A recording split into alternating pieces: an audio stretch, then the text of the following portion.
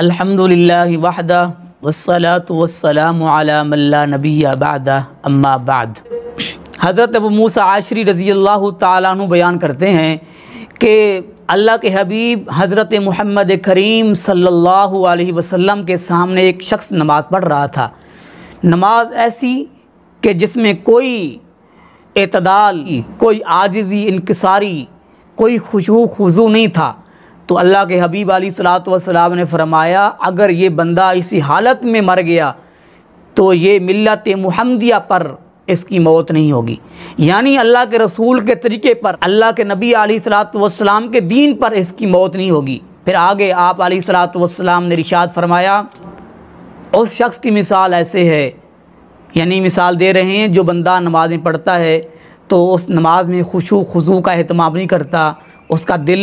دماغ حاضر نہیں ہے، تو فرمایا اس صحیح طریقے سے رکوع نہیں کرتا اور سجدے میں بھی ٹھنگے مارتا ہے،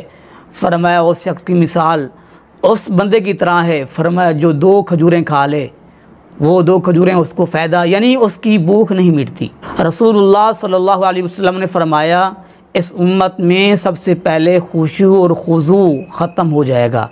اور فرمایا ایسا زمانہ آ جائے گا کہ تمہیں ایک آدمی بھی خشوع اور خضوع والا نہیں ملے گا، یعنی ایسا دور آ جائے گا، ایسا زمانہ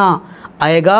کہ ایک بندہ بھی ایسا نہیں ہوگا جو خشوع اور خضوع کے ساتھ نماز پڑھتا ہو، ایسا زمانہ اور دور آ جائے گا۔ اللہ تعالی ہم سب کو اپنی نمازوں میں خشوع اور خضوع کا اہتمام کرنے کی توفیق نصیب فرمائے۔ آخر دعوانا الحمدللہ رب العالمین۔